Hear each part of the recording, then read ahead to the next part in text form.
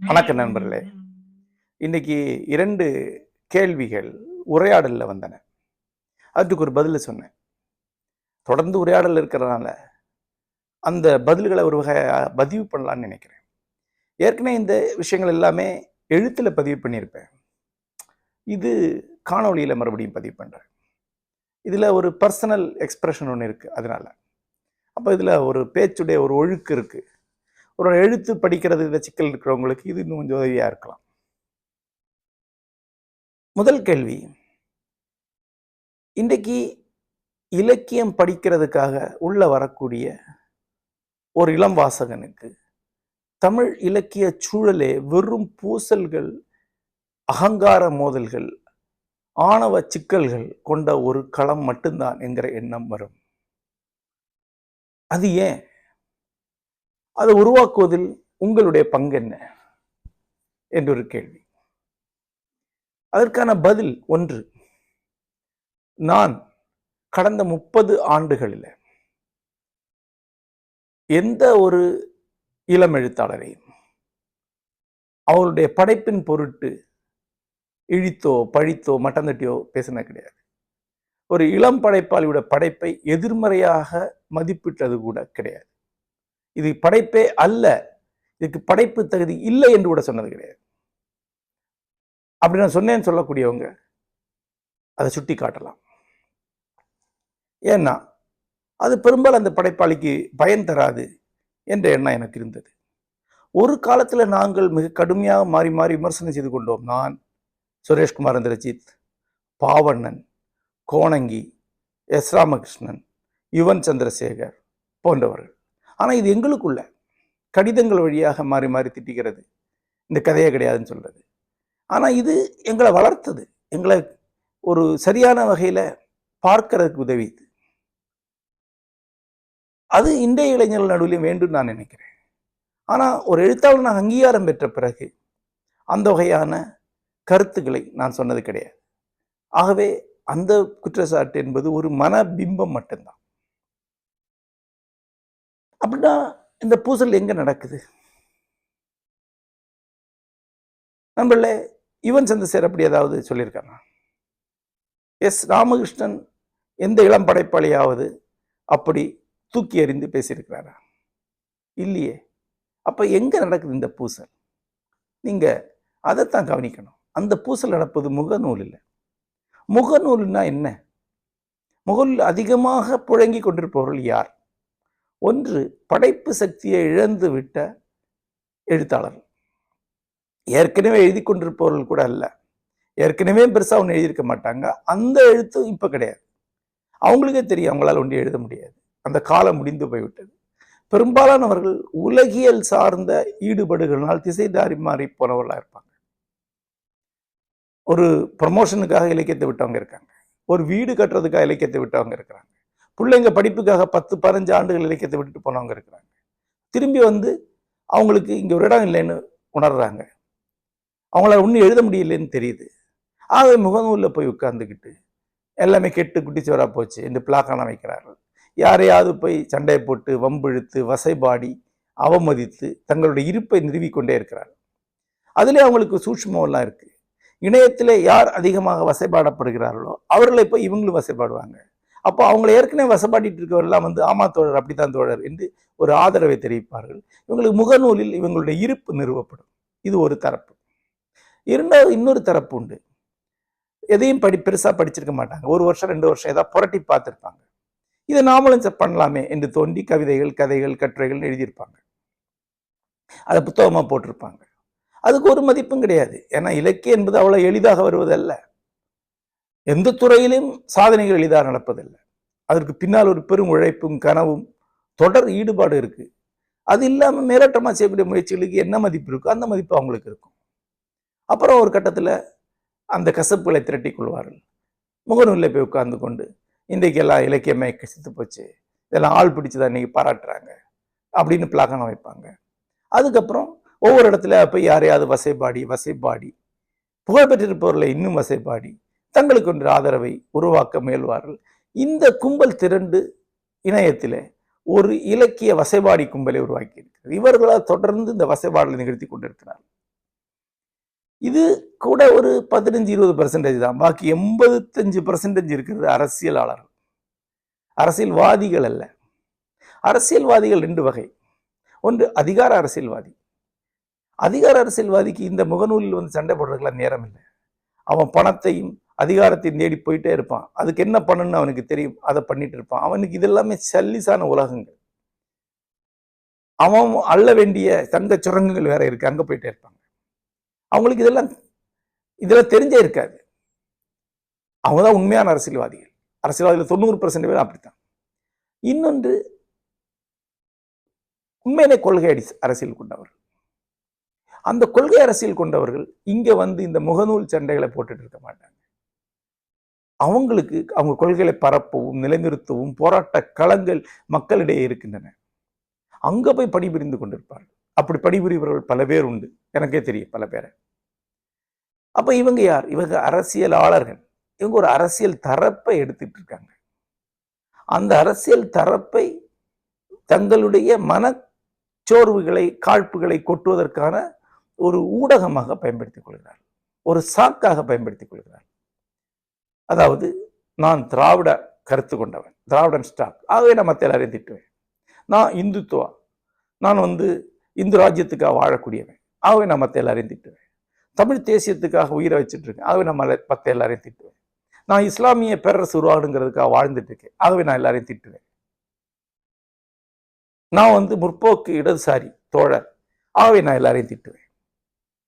ஆகவே திட்டுறதுதான் காமன். தமிழ்நாட்டை கொள்ளையடிக்கும் ஊழல் அரசியல்வாதிகளுக்கு எதிராக ஒரு குரல் எழுவதில்லை. எல்லாரையும் போற்றி புகழத்த இங்க ஆள் இருக்கு. தமிழ்நாட்டை ஏமாற்றுபவர்களுக்கு எதிராக ஒன்றுமே பேசப்படுவதில்லை. தமிழ்நாட்டை கொள்ளையடிக்கக்கூடிய தொழிலதிபர்கள், போலி தொழிலதிபர்கள் இருக்காங்க, அவங்களுக்கு எதிராக ஒரு வரி கூட யாரும் எழுதுறது. இவங்க எல்லாருக்கும் ஈஸி டார்கெட் என்பது எழுத்தாளன் தான். சோமுத்திரன் ஒரு கட்டுரையில இதை சொல்றார். இது அவரு 98லயோ 97 எழுதின கட்டுரை. அதுல சொல்ற எல்லாரும் சுந்தரராமசாமியை திட்டுறாங்க. ஏன்னா அவர் ஈஸி டார்கெட் என்பதுதான். அவர்கிட்ட அதிகாரம் கிடையாது, அவர் திரும்பி ஒன்றும் பண்ண முடியாது, பண்ண மாட்டார். அது தெரிஞ்சனால அவரை திட்டுறாங்க. அவர் பண்பாக இருப்பார், ஆகவே அவரை திட்டுறாங்க. அவர் மென் இலக்கு அப்படின்றார், அதனால தான் அவரை திட்டுறாங்க. உண்மையான அதிகாரம், உண்மையான வன்முறை எங்க இருக்கோ அங்க வாயை திறக்க மாட்டாங்க. தங்களை ஒரு குறிப்பிட்ட அரசியல் சார்ந்தவராக காட்டிக்கொள்ள வேண்டும், அதன் பொருட்டு வசைபாட வேண்டும். வசைபாடுபவர் திருப்பி ஒன்றும் செய்யாதவராக இருக்கணும். இவ்வளவு ஜாக்கிரதையா இருக்கிறவர்களால் இலக்கியவாதிகள் தொடர்ந்து திட்டப்படுறாங்க, வசைபாடப்படுறாங்க. டெய்லி யாராவது ஏதாவது ஒரு பேச்சு சொல்லி இலக்கியவாதிகளை வசைபாடிக்கிட்டே இருக்காங்க. வசைபாடுறவள்னு பாத்தீங்க, ஜெயமோகன் கருத்து தெரிவிக்கிறதுனால திட்டுறோம் அப்படிம்பாங்க. சரி, இவன் சந்திரசேகர் என்ன கருத்து சொல்லணும், அவனை ஏன் திட்டுறீங்க? எஸ் ராமகிருஷ்ணன் அரசியல் கருத்தே சொல்றது இல்லையே, அவரை ஏன் திட்டுறீங்க? எல்லாரும் திட்டுறாங்க இல்லையா? ஆகவே திட்டுறது என்பது இவர்களால் உருவாக்கப்படக்கூடிய ஒரு நுரை. அப்போ நீங்க இலக்கியம் என்று எங்க போய் தேடுறீங்க? இலக்கியமே இல்லாத வெறும் வசை மட்டுமே கொண்ட ஒரு களத்துல போய் அங்க போய் நீங்க இலக்கியம்னு தேடி அது வசைபாடல் தான் புரிந்துக்கிட்டீங்கன்னா யாருடைய தப்பு அது? அப்ப இலக்கியம் எங்க இருக்கோ அங்க வாங்க. இங்க தீவிரமான எழுத்துக்கள் எழுதப்படுகின்றன, தீவிரமான விவாதங்கள் நடக்கின்றன, அதுக்கான இணையதழ்கள் உள்ளன, அச்சுதழ்கள் உள்ளன. அங்க வந்து படிங்க, அப்ப தெரியும் எங்க இலக்கியம் இருக்கு. ஆகவே இப்படி ஒருத்தர் நினைச்சாருன்னா, இது வம்புதான் இலக்கியம் நினைச்சாருன்னா, அவர் இலக்கியத்தை தெரியாது, வம்பை மட்டும்தான் அவர் படிக்கிறார். அவருக்கு ஏதோ பிரச்சனை இருக்குன்னு அர்த்தம். அவர் வம்புகளை நாடி போகிறது, அது ஈஸியா இருக்கு, திருளா இருக்கு. அப்போ அவர் பொழுதுபோக்கா இலக்கிய வம்புகளை படிச்சுக்கிட்டு, என்ன சார் இலக்கியம் எல்லாம் ஒரே வம்பு அப்படி சொல்லுவாங்க. ரைட், இலக்கியத்துல வம்பு இருக்கா? அதுக்கு வர்றதுக்கு முன்னாடி சில விஷயங்களை சொல்றேங்க. முதல்ல இலக்கியத்தை விடுவோம். இலக்கியத்துக்கு வெளியே இசை, ஓவியம், அங்கு இல்லாத வம்பா? உள்ள போய் கேட்டு பாருங்க. அதெல்லாம் கொலைக்கலாம் அப்படிம்பாங்க. குறிப்பா இசையை பத்தி எல்லாம் கொடூரமான சித்திரங்கள் வருவாங்க. ஆனா அவங்க யாரும் எழுதுறதில்லை, பேசிக்கிறதோட சரி. திரைப்படம் மிக கொடூரமான விஷயங்கள் உண்டு, ஆனா அது வணிகம். ஓன் தொழில் நான் கெடுக்கக்கூடாது, ஏன் தொழில் நீ கெடுக்கக்கூடாதுங்கிறதுனால மேடையில ஒருத்தருக்கு ஒருத்தர் புகழ்ந்துக்குவாங்க. ஆனா உண்மையில உள்ள பாபரும் போட்டி, பொறாமை, புகைச்சல், பூசல் எல்லாமே இருக்கும். அப்போ அடுத்த காலம் தொழில். தொழில்ல செய்யக்கூடியவங்களுக்கு தெரியும் ஒரு தொழில் எப்படி நடக்கும் அப்படின்னு. திமிங்கலங்களும் சிராமீன்களும் முதலைகளும் நிறைந்த ஒரு பெருங்கடல் அது. ஆழ்கடல்ல திமிங்கலம், கரையோரத்துல முதலை. ஒவ்வொரு நாளும் சிறு மீன்கள் உண்ணப்பட்டு கொண்டே இருக்கின்றன. சுதாரணமா இருக்கலைன்னா 10 நிமிஷம் கண்ணை சந்தீங்கன்னா உங்களை யாரோ சாப்பிட்டுட்டு போயிடுவாங்க. சிரிக்கிற முகத்துக்கு பின்னால் எல்லாம் கத்தி இருக்கும். ஒரு ஆளை கூட நம்ப முடியாது. அதான் பிசினஸ் காலம். இதெல்லாம் பார்த்துட்டு ஒருத்தர் இலக்கியத்துல வம்பு அப்படி சொல்லுவாருன்னா அவருக்கு உலகம் தெரியுமா என்ன? ரைட். ஆன்மீகத்துக்கு போவோம். ஆன்மீகம் எப்படி இருக்கிறது? நீங்க தமிழ்ல நிகழ்ந்த ஆன்மீக விவாதங்களை, மத விவாதங்களை மட்டும் கொஞ்சம் பாருங்க. ஆன்மீகம் அல்ல, மதம் விவாதங்களை மட்டும் பாருங்க. ஸ்ரீ வைஷ்ணவ சுதர்சனம் ஒரு இதழ் இருக்கு. பழைய இதழெல்லாம் புரட்டி பாருங்க. வைணவத்திற்கு எதிராக பேசுறவங்க எல்லாம் அதுல எப்படி டீல் பண்ணியிருக்காங்கன்னு பாருங்க. அதெல்லாம் ஒரு இலக்கியத்துல எல்லாம் நினைச்சே பார்க்க முடியாது. நீங்க நினைக்கிறீங்க உடனே வைணவர் அல்லாத மதத்தை திட்டுறாங்கன்னு. இல்ல, வைணவத்திற்குள்ள இருக்கக்கூடிய வைணவ எதிரிகளை அவர் திட்டுறாங்க. இதே மாதிரி ஒவ்வொரு மதத்துக்குள்ளேயும் சைவர்களுக்குள்ள எவ்வளவு சண்டை போடுறாங்க. இஸ்லாமியர்கள் சுன்னிகளுக்கும் தௌஹீத்துகளுக்கும் சுன்னிகளுக்கும் வஹாபியில் நடக்கூடிய சண்டைகளை எல்லாமே பாருங்க. அது எந்த லெவல்ல நடக்குதுன்னு பாருங்க. அதெல்லாம் இலக்கியத்துல இதுவரைக்கும் சாத்தியமாகல. கிறிஸ்தவர்கள் பெந்தேகோஸ்துகளுக்கும் கத்தோலிக்கர்களுக்கும் பெந்தேகோஸ்துகளுக்கும் இந்த சீர்திருத்த கிறிஸ்தவர்களுக்கு நடக்கூடிய சண்டைகளை போய் பாருங்க. ஆன்மீகம் என்று சொல்லப்படும் மதமே அப்படிதான் இருக்கு. அப்படி இருக்கும் இலக்கியத்தில் எங்க பூசல் இருக்கு? அந்த பூசல் எங்கேயாவது இலக்கியத்தில் இருக்கா? நான் முன்னாடி ஒரு கட்டுரையில சொல்லியிருப்பேன். வள்ளலாருக்கும் ஆறுமுகனாருக்கு ஒரு பூசல் நடந்தது.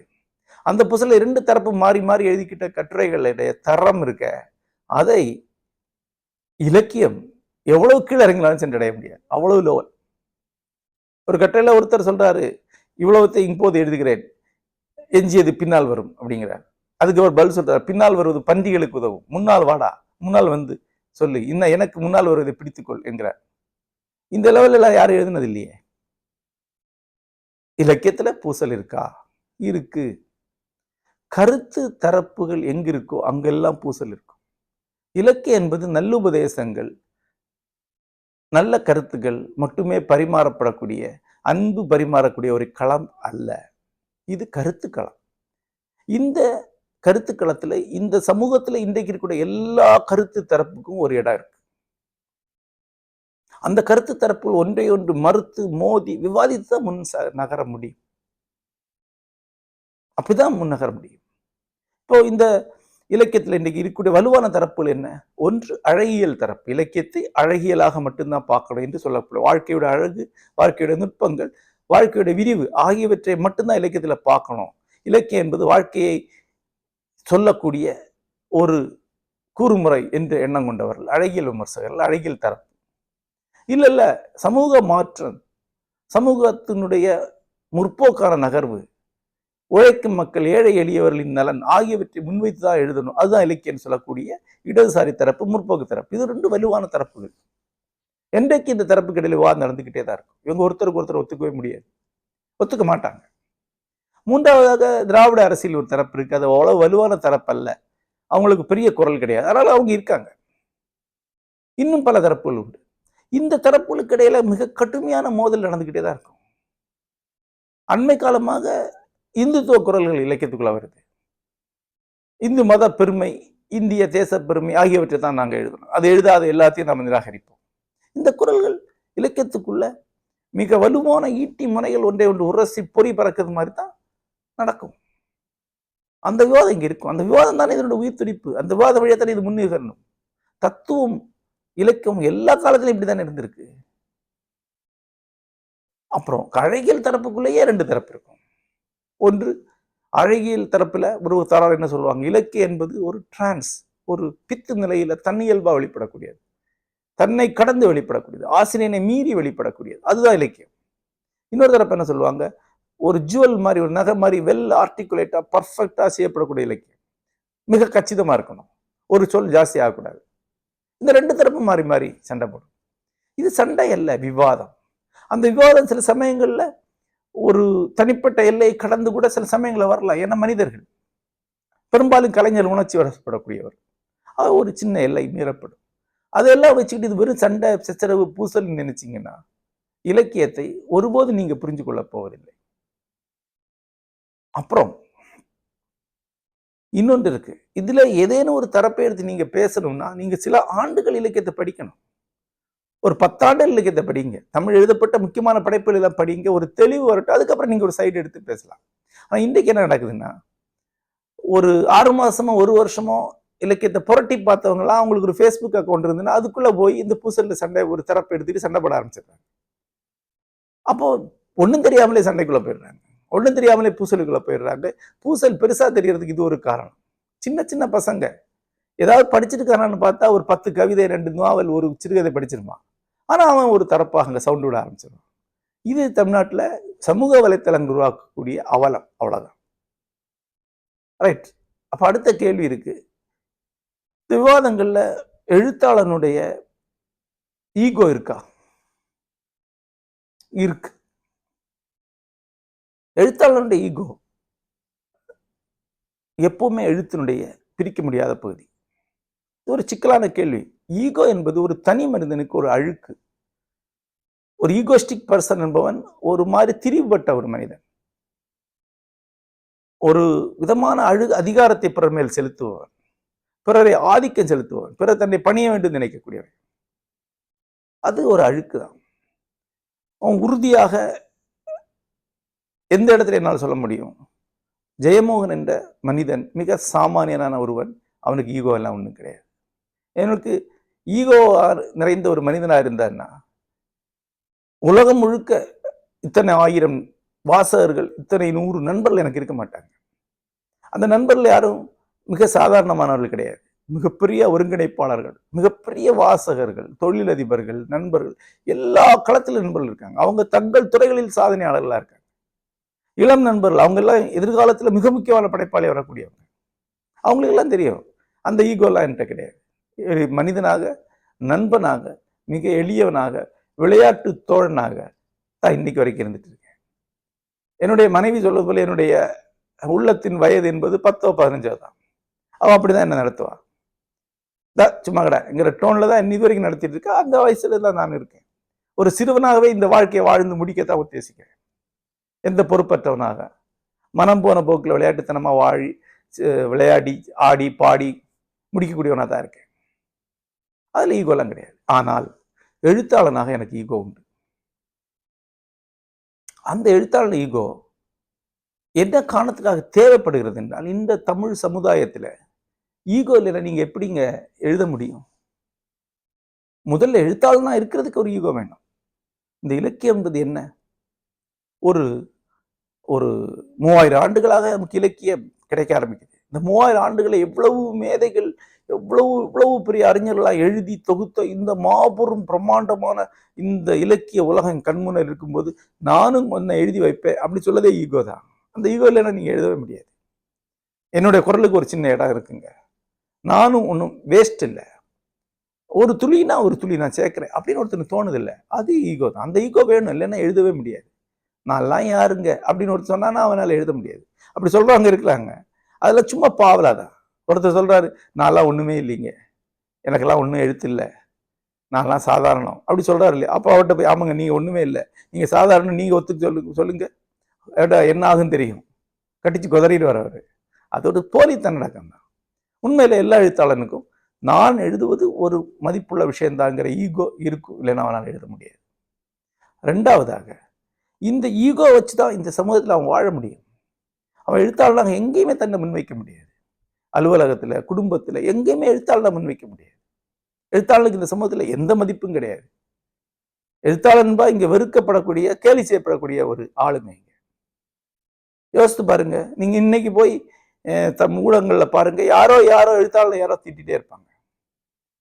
ஒரு எழுத்தாளனை திட்டினீங்கன்னா ஒரு 50 பேர் வந்து ஆமாசாமி கும்பிட அதை வந்து கும்மி அடிக்கிறதுக்கு இருக்காங்க. எழுத்தாளர் முட்டாள்னு சொல்லுங்க, ஆமாம்பாங்க. அவ்வளவு பேருக்கு எழுத்துங்கிறது, எழுத்தாளர்ங்கிறதுலாம் அவ்வளவு கேவலமா இருக்கக்கூடிய ஒரு சொசைட்டில இவனுக்கு ஒரு ஈகோ உருவாக்கலன்னு இவன் எப்படி எழுத முடியும், எப்படி வாழ முடியும்? நீ எல்லாம் என்ன மதிக்க மாட்ட, உன் முன்னால நான் கேலி பொருள், ஆனா நான் ரொம்ப முக்கியமான ஆள். நான் அவன் நினைக்கணுமா வேண்டாமா? இன்றைக்கு எனக்கு மதிப்பு இல்லை, ஆனா நான் காலத்தின் குழந்தை. 100 ஆண்டுகள் என்னை எழுத்து நிக்கணும் அவன் நினைக்கணுமா வேண்டாமா? 100 ஆண்டுகள் நிக்குமா இல்லையான்னு அவனுக்கு தெரியாது, யாராலையும் சொல்ல முடியாது. ஆனா அவன் அப்படி நம்பணும். அதாவது கண்ணதாசன் சொன்ன மாதிரி, படைப்பதனால் என் பெயர் இறைவன் அவன் நம்பணும். எழுத்தில் வாழ்பவன் அன்றோ நான் சுந்தராமன் சொன்னார்ல, அந்த வரி அவனுக்கு இருக்கணும். நான் கலைஞன்கிற திமிர்வை அவனுக்கு இருக்கணும். எங்கும் தலைவன் அங்க மாட்டேன், நான் காலத்தின் முன் நிற்கக்கூடியவன், வரலாற்றின் முன் நிற்கக்கூடியவன், உங்களுடைய பண்பாட்டை உருவாக்கி தரக்கூடியவன். நீ என்னை மதிக்கலைனாலும் நான் தான் உன் பண்பாட்டின் தலைமகன் என்று நம்பினால் ஒழிய இந்த சமுதாயத்துல ஒரு எழுத்தாளன் நம்பிக்கையுடன் செயலாற்ற முடியாது. ஆகவே அந்த ஈகோவை நான் உருவாக்கி கொண்டிருக்கிறேன். அது என்னுடைய முன்னோடிகள் உருவாக்கி கொண்டது. அந்த ஈகோ பாரதிக்கு இருந்தது. என்னாலும் அழியாத மாகவிதை தன் கவிதை பத்தி அவன் சொன்னான் தானே. ஜெயகாந்தனுக்கு அந்த நிமிர்வு இருந்தது. பாரதி எழுதியல நீ என்ன பண்ணியிருப்பேன்னு கேட்டதுக்கு நான் எழுதியிருப்பேன்னு சொன்னார் இல்லையா.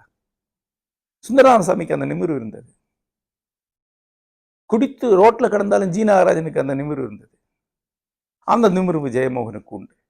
அது என்னுடைய முன்னோர்களின் மரபு. உன்னை நம்பினோ கவிதை பாடினே அப்படின்னு பாடின கம்பனுடைய நிமிர்வு அது. வரிசை அறியாது பரிசுல ஏற்க மறுத்து வெளியேறினான்ல சங்க கால கவிஞன், அவனுடைய நிமிர்வு அது. அது கண்டிப்பா வேணும். இல்லைன்னா என்னுடைய முன்னோர்களுக்கு நான் துரோகம் செய்தவனாக. அதே மாதிரி வரக்கூடிய தலைமுறைக்கு நான் முன்னுதாரணமா இருக்கணும். அந்த நிமிர்வோட நான் இருந்தா தான் இன்னைக்கு என்னை பார்த்து இன்னொருத்தர் எழுத வருவான். அவனுக்கு நான் கொடுக்கக்கூடிய செய்தி அது. தம்பி நிமிர்ந்து நில். இந்த நிமிர்வு தான் உன்னுடைய பலம். உனக்கு யாரும் எந்த ஆதரவும் கொடுக்க போறதில்லை. நீயே உனக்கு உருவாக்கக்கூடிய படைப்பானவம் தவிர உனக்கு எந்த ஆற்றலும் கருவி இல்லைன்னு நான் அடுத்த தலைமுறை காட்டணும். ஆகவே நான் ஈகோஸ்டிக்காக தான் இருப்பேன். என் படைப்பை பற்றி பெருமதிப்புடன் தான் சொல்வேன். ஒரு படைப்பு எழுதுனா ஒருத்தன், அதை இங்க யாரும் படிக்கிறது இல்லை, அதை மதிக்கிறது இல்லை.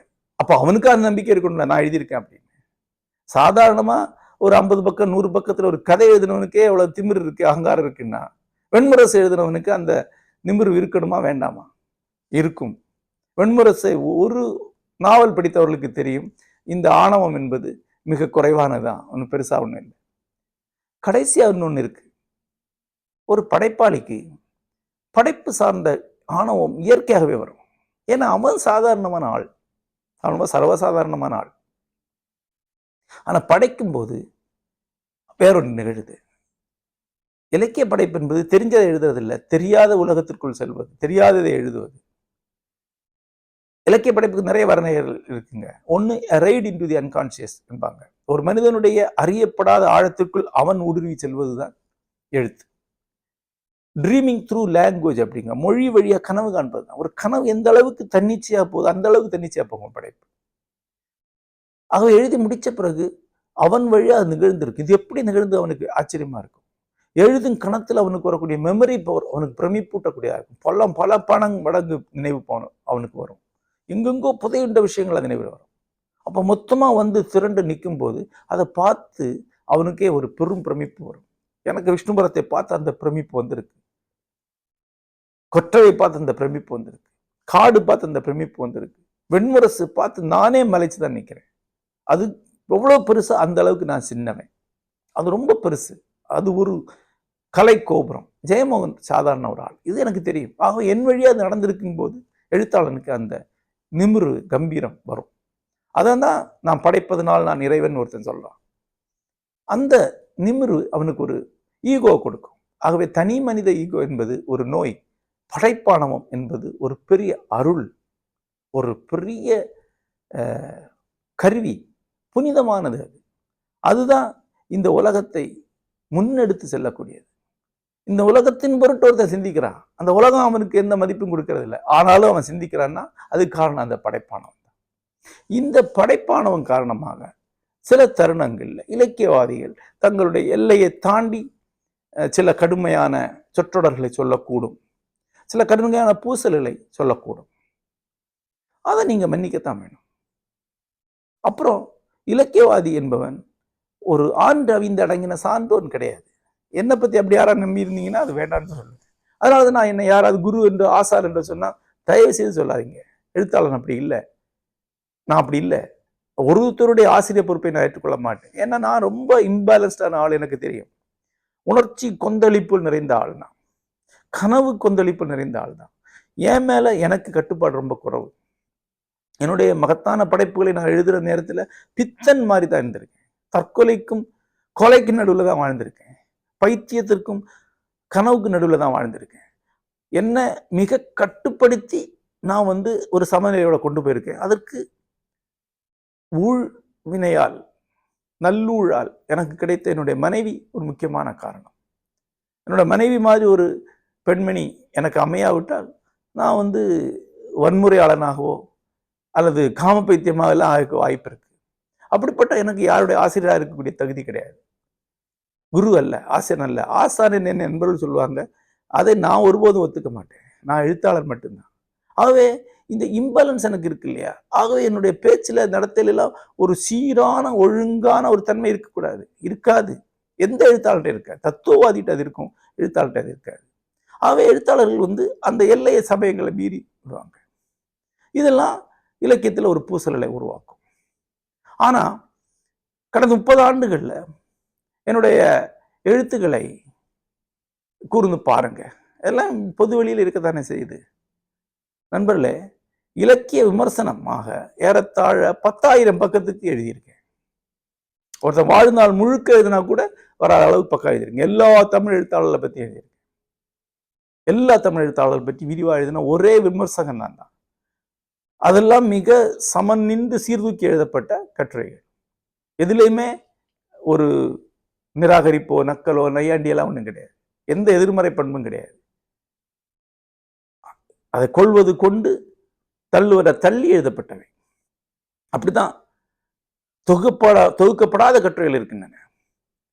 இவ்வளவு விரிவான ஒரு கருத்து புலத்தில் இருந்துட்டு நான் ஒரு கருத்தை சொல்றேன். அந்த கருத்தை பார்க்கும்போது ஒரு தகுதியற்ற ஒருவருக்கு அது தன்னை சொல்றதா தோணும். அவர் ஒரு சவுண்டு கிளப்புறாரு. நான் என் தனிப்பட்ட முறையில் எவரையுமே தாக்குவது கிடையாது. எந்த ஒரு எழுத்தாளனையும் எதிர்மறையாக சொன்னது கிடையாது.